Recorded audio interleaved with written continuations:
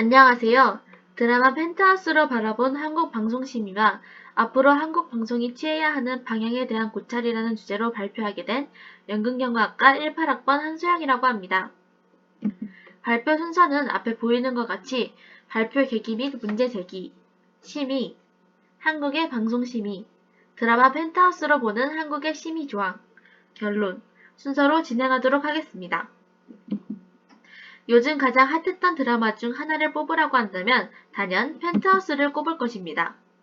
한국인들이 좋아하는 막장 드라마 장르인데다 죽었던 인물이 살아서 다른 인물로 둔갑해 사람들에게 보는 재미를 주고 있으며 뛰어난 배우들과 그들의 반전 매력을 더하는 예능 프로그램으로 더욱 화력을 더했습니다. 하지만 이 드라마의 치명적인 결점이라 함은 바로 19세 이상 관람가라는 것입니다.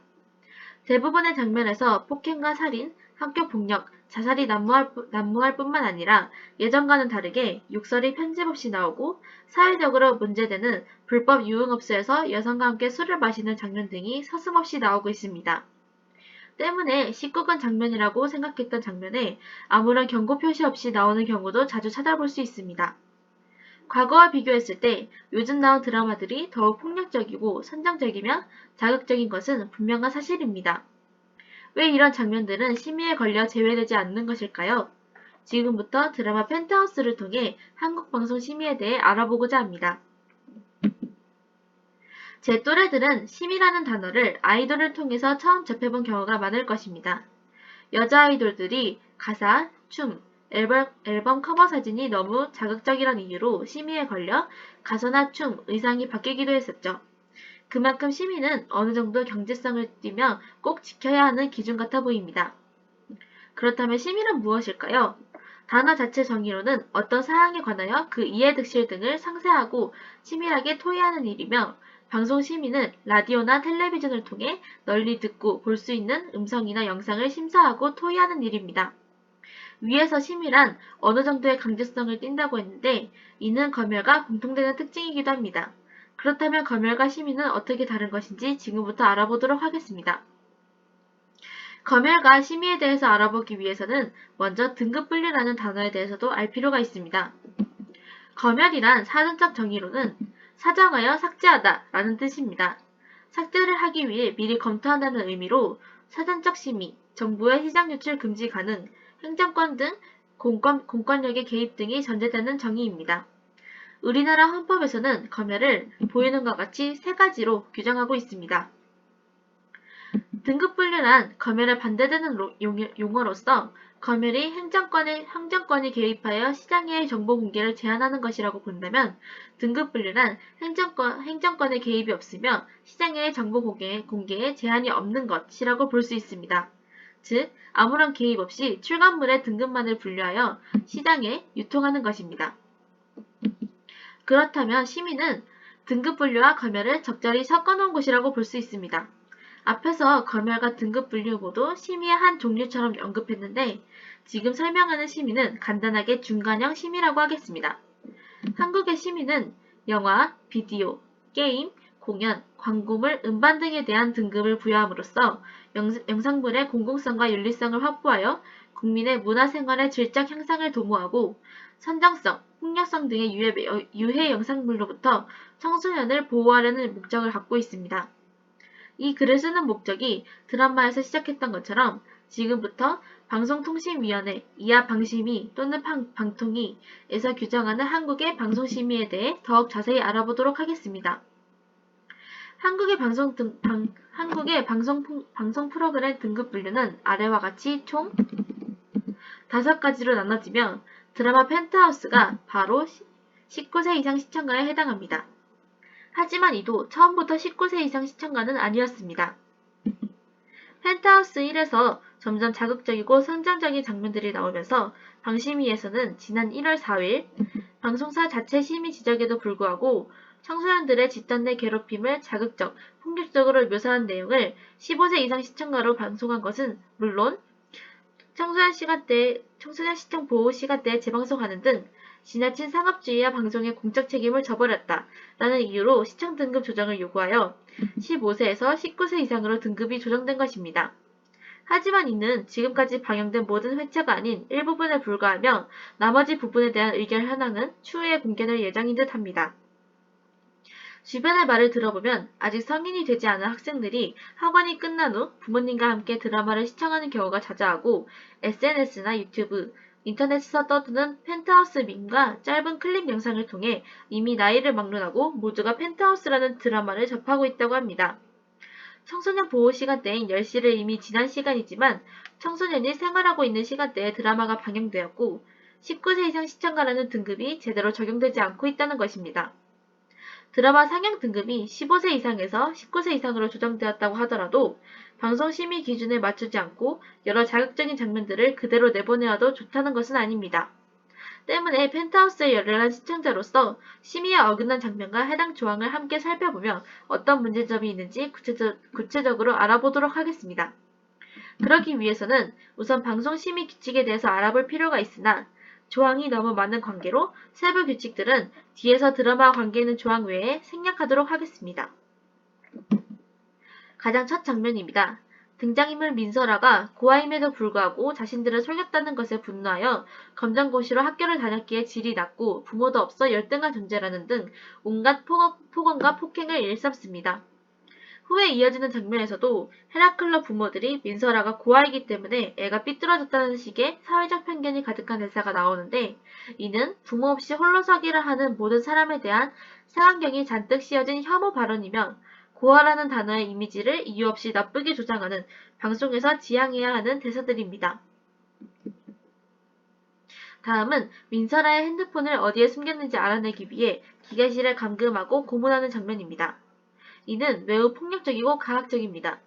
손목과 발목에 묶인 케이블 타이와 이에 긁힌 핏자국들, 폭행으로 인한 멍과 피로 얼룩진 얼굴 등 드라마 중 민설아는 이제 중학교를 갓 졸업했을 16살밖에 되지 않은 청소년이지만 어떤 학대를 가했는지 한눈에 알아볼 수 있을 정도로 그 묘사가 사실적입니다. 이는 보는 이로 하여금 공포심을 조장하고 눈살을 찌푸리게 합니다. 펜트하우스의 문제 중 하나는 바로 학교폭력에 대한 묘사 장면들입니다. 이 장면은 등장인물 유제니에게 원하는 것을 해주겠다는 것을 조건으로 식고문하는 장면입니다. 온갖 음식을 앞에 놓고 음식을 다 먹을 때까지 그 모습을 지켜보며 웃는 학생들은 마치 인간이 아닌 짐승을 대하는 듯합니다. 뿐만 아니라 교실에서의 왕따 및 따돌리는 장면, 의도적으로 학생들에게 불이익을 주는 장면, 여러 명이서 한 명을 감금하고 괴롭히는 장면 등은 마치 어린아이들의 묘사라고는 믿을 수 없을 정도로 폭력적입니다. 이런 장면들의 문제점은 폭력성 자체에도 있지만 무엇보다 모방 범죄로 이루어질 수 있다는 것입니다. 실제로 지난 11월 24일 펜트하우스 1 9화가 방영된 후 4일 뒤 펜트하우스 속 스파링 학폭과 비슷한 학교폭력이 실제로 발생하여 12월 15일 청와대 국민청원에 글이 올라오기도 했습니다. 학교폭력의 반복적인 노출은 보는 이를 둔감하게 하기 마련입니다. 방송사는 모방범죄의 위험성까지 고려하여 장면을 구성해야 하고 그 묘사를 자세히 하지 말아야 할 것입니다. 펜트하우스에서는 총 3차례의 자살 묘사 장면이 나오는데 민설아가 펜트하우스에서 떨어지는 장면, 심수령과 몸싸움 중 아래로 떨어져 죽은 국회의원 조상원, 마지막은 주단태의 원래 비서였던 윤 실장의 자살 장면입니다. 이 중 실제 자살이었던 장면은 마지막 윤 실장의 죽음뿐이지만 나머지 장면들이 마지막보다 더 문제가 되는 이유는 인물들이 어떻게 죽었는지, 죽음의 과정과 그 결과까지 모든 것을 실제처럼 보여주며 묘사하기 때문입니다. 심지어 민설아의 죽음 장면에서는 등장인물들이 민설아의 죽음을 자살로 가정하기 위해 삶이 힘들어 포기하겠다는 식의 가짜 유서를 만들기도 합니다. 이는 시청자에게 자살이라는 것이 힘든 삶에서 하나의 도피처가 될 수 있다는 잘못된 인식을 심해줄 수 있고 자살이 드라마의 다음 내용으로 이어지는 하나의 소재가 되었듯 현실에서도 자살을 미화할 수 있는 위험성이 있습니다. 이외에도 누군가를 폭행하거나 심하게 밀치고 넘어뜨리는 장면, 술집에서의 룸살롱 연출 장면, 격한 언어와 비속어 사용, 부의 아동학대 장면, 한부모 가정에 대한 편견, 약물 과다 복용 및 남용 등 그 수는 헤아릴 수 없을 만큼 많습니다. 지금까지 펜트하우스로 바라본 한국 방송의 문제점을 정리해보자면 첫째, 19세 이상 시청가인 청소년 유해 매체물이지만 청소년이 시청하고 있다는 것입니다. 원칙상 19세 이상 관람가는 보호자가 동반해도 청소년이 관람하지 못하게 되어 있습니다. 하지만 펜트하우스는 편성 시간이 금, 토요일 오후 10시부터이기 때문에 스마트폰과 OTT 서비스, 인터넷이 발달한 시대에서 청소년이 쉽게 접하고 시청할 수 있습니다. 청소년의 실활동 시간대가 늘어난 현재 청소년 보호 시간대가 제대로 작용하지 않으며 이 제도 자체가 많이 알려져 있지 않아 사람들이 이에 대한 경각심 없이 TV 매체를 접하고 있다는 것입니다. 둘째, 방송 프로그램이 심의 규칙을 잘 지키고 있지 않습니다. 앞서 설명했던 것처럼 펜트하우스는 심의 규칙에서 권고하는 조항을 제대로 지키지 않고 시청률과 사모성을 위해 내용 표현 모두 선정적이고 자극적으로만 제작하고 있습니다. 방심위에서 펜트하우스의 주의와 등급 조정 조치를 내렸지만 실현된 것은 19세 이상이라는 등급 조정뿐 내용면에서 순화되거나 생략되는 장면은 없었습니다. 셋째, 19세 등급 분류 표시가 제대로 이루어지고 있지 않다는 것입니다. 방송통신위원회 규칙 제126호에 따르면 19세 이상 이용가는 특히나 시작부터 종료시까지 등급 분류 표시를 지속적으로 표시해야 한다고 명시되어 있지만 펜트하우스는 직접적으로 살해 묘사, 피가 나오는 장면을 제외하고는 그 표시가 되어 있지 않은 장면이 훨씬 많습니다. 하지만 방송심의 규칙을 강화하거나 이에 따른 프로그램 규제 조치 강화는 또 다른 검열 혹은 사전 검열로 이루어질 위험이 있기 때문에 프로그램 제작 차원보단 프로그램 방영 차원에서 그 제도를 강화하는 게 표현의 자유를 침해하지 않고 올바른 콘텐츠가 제작되고 유통되는 길이라고 생각해 다음과 같은 해결책을 제시합니다. 첫째, 청소년 보호 시간대 변경에 따른 편성 시간을 조정합니다. 기존 청소년 보호 시간대는 평일 오후 1시부터 10시, 주말 오전 10시부터 오후 10시까지이지만 앞에서 언급했던 것처럼 현 청소년들에게는 맞지 않는 시간대입니다. 때문에 다양한 매체의 발달과 청소년 생활 패턴 변화에 맞추어 청소년 보호 시간대를 늘리거나 그 시간대를 더 늦은 시간대로 옮겨야 할 것이며 동시에 펜트하우스와 같은 19세 이상 시청자 프로그램 편성도 그 시간대를 피해 더 늦은 시간대로 조정해야 할 것입니다. 둘째, 방송 등급 분류를 강화합니다. 한국 방송들은 대부분 15세 이상 시청자로 분류되는 경우가 많은데 문제는 그렇기 때문에 프로그램 내 청소년들에게 유해한 장면 및 표현들이 그대로 청소년들에게 노출된다는 것입니다. 때문에 사소한 욕설이나 혐오 표현, 유해 장면 등이 삽입된 드라마에는 과감하게 19세 이상 시청자 등급을 부여해야 합니다. 실제 미국에서는 fuck과 같은 욕설이나 사소한 인종차별적 표현이 들어가기만 해도 19세 이상 시청자로 분류되는 경우가 많아 사람들이 그러한 표현 자체의 유해성을 어느 정도 인지하고 있다고 합니다. 한국에서도 이런 식의 등급 분류를 강화해 최대한 청소년 유해물 또는 표현이 청소년들에게 노출되는 것을 사전에 방지하고 그 유해성을 감지할 수 있도록 해야 할 것입니다. 셋째, 지속적인 등급 분류 표시와 경고 내용 표시를 활성화합니다. 드라마 펜트하우스에서는 등급 분류 표시가 제대로 이루어지고 있지 않기 때문에 청소년이 그 위험성을 제대로 인지하지 못해 모방 범죄 위험성이 지속적으로 언급되고 있습니다. 청소년 보호가 심의해 주된 목적인 한국에서 청소년들이 이 장면들이 충분히 자극적임을 인지시킬 필요가 있기 때문에 지속적인 등급 분류 표시를 활성화해야 합니다.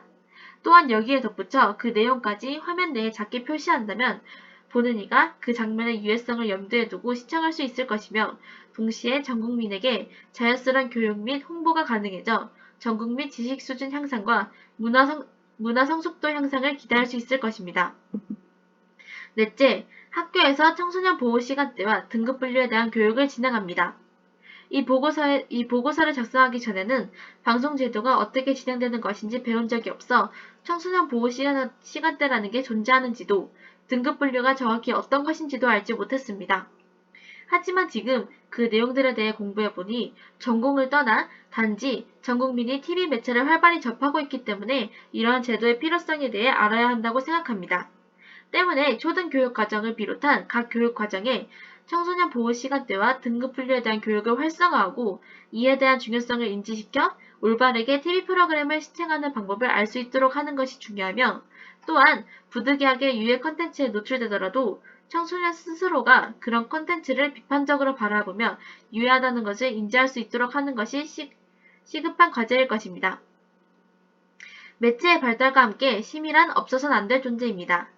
표현의 자유가 헌법으로 보장받는 현 시대에서 드라마의 무분별한 검열은 표현의 자유를 침해하지만 적절한 심의와 규제는 현대의 유해한 상장물들이 난무하는 것을 방지하고 이로 인한 부작용을 최소화하며 정직한 콘텐츠로서 자신의 표현의 자유를 완전히 보장받는 확실한 방법입니다. 또한 그 콘텐츠가 사회에